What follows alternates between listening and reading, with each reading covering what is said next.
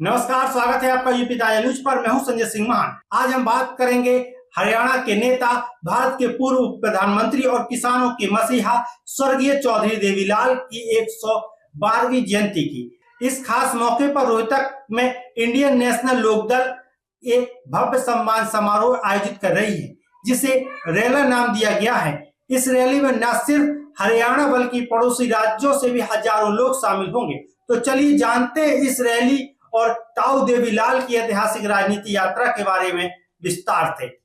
आज 25 सितंबर 2025 को रोहतक में इंडियन नेशनल लोकदल एक बार फिर अपनी राजनीतिक ताकत दिखाने के लिए तैयार है। इस सम्मान दिवस समारोह को रैला नाम दिया गया है, जो ताऊ देवीलाल की विरासत को सम्मान देने का एक बड़ा मंच है। इस रैली में इंडियन नेशनल लोकदल अपनी जड़ें मजबूत करने और कार्यकर्ताओं में जोश भरने की कोशिश करेगा। बात करें विशाल पंडाल और सुविधाएं, रोहतक में 3 विशाल पंडाल लगाए गए हैं। खास बात यह है कि कुर्सियों की जगह गद्दे बिछाए गए हैं ताकि लोग आराम से बैठ सकें। गर्मी से राहत के लिए पंडालों में कूलर और पंखों की पूरी व्यवस्था की गई है। एलईडी स्क्रीन और तकनीक का इंतजाम किया गया है। नेताओं के भाषणों को दूर तक पहुंचाने के लिए 10 बड़ी एलईडी स्क्रीन लगाई गई है ताकि हर कार्यकर्ता तक संदेश स्पष्ट रूप से पहुंच सके। वीआईपी और आम लोगों के लिए अलग अलग व्यवस्था है। वीआईपी मेहमानों के लिए स्टेज के पीछे खास पार्किंग बनाई गई है, जिससे वे सीधे मंच तक पहुंच सकें। आम लोगों के लिए अनाज मंडी और पंडाल के पास ओपन पार्किंग की सुविधा है। महिलाओं के लिए विशेष इंतजाम है। पंडाल का एक हिस्सा महिलाओं के लिए आरक्षित है, जहां उनके लिए अलग शौचालय और पीने के पानी की व्यवस्था की गई है।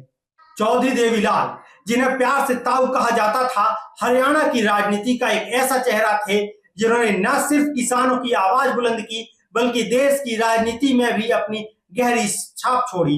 उनकी 112वीं जयंती पर आइए उनकी ऐतिहासिक यात्रा को जानते हैं। 1989 में जनता दल को लोकसभा चुनाव में भारी बहुमत मिला।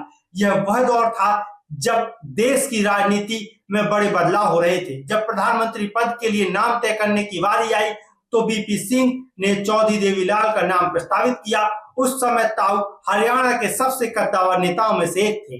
संसद में मौजूदा नेताओं ने भी उनके नाम पर सहमति जताई, प्रधानमंत्री पद का त्याग। लेकिन ताऊ ने सबको चौंका दिया। उन्होंने प्रधानमंत्री बनने से इनकार कर दिया और इसके बजाय बीपी सिंह का नाम आगे बढ़ाया। उनकी इस त्याग की भावना ने पूरे देश को प्रभावित किया। भारत के पहले उप प्रधानमंत्री। अगले ही दिन शपथ ग्रहण समारोह में ताऊ ने इतिहास रचा। उन्होंने किसी मंत्रालय की जिम्मेदारी लेने के बजाय देश के पहले उप प्रधानमंत्री के रूप में शपथ ली। यह उनके दूरदर्शी सोच और देश के प्रति समर्पण का प्रतीक था। ताऊ देवीलाल की यह विरासत आज भी इंडियन नेशनल लोकदल के लिए प्रेरणा का स्रोत है। उनकी नीतियां, खासकर किसानों और ग्रामीण भारत के लिए उनका योगदान आज भी लोगों के दिलों में जिंदा है। रोहतक की यह रैली इंडियन नेशनल लोकदल के लिए सिर्फ एक आयोजन नहीं, बल्कि एक राजनीतिक शक्ति प्रदर्शन है। हरियाणा में विधानसभा चुनाव से पहले इंडियन नेशनल लोकदल इस रैली के जरिए अपनी ताकत दिखाना चाहती है।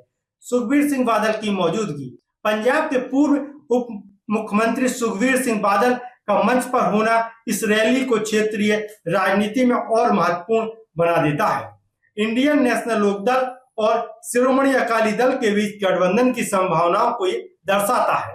कार्यकर्ताओं में जोश। सुबह 11 बजे से शुरू होने वाली इस रैली में हजारों कार्यकर्ता शामिल होंगे। इंडियन नेशनल लोकदल इस मौके पर ताऊ की नीतियों को जनता तक पहुंचाने और अपनी राजनीतिक जमीन मजबूत करने की कोशिश करेगी। ये रैली न सिर्फ ताऊ देवीलाल को श्रद्धांजलि है, बल्कि हरियाणा की राजनीति में इंडियन नेशनल लोकदल की वापसी का एक बड़ा संदेश भी है। तो दोस्तों, ताऊ देवीलाल की 112वीं जयंती पर रोहतक में होने वाली यह रैली न सिर्फ उनकी विरासत को सम्मान देगी, बल्कि हरियाणा में राजनीति को भी नया अध्याय लिखने का मौका देगी। आप इस रैली और ताऊ की विरासत के बारे में क्या सोचते हैं, हमें कमेंट करके बताएं। फिलहाल के लिए इस वीडियो में इतना ही। मैं संजय सिंह मान फिर मिलूंगा एक और नई विस्तृत रिपोर्ट के साथ।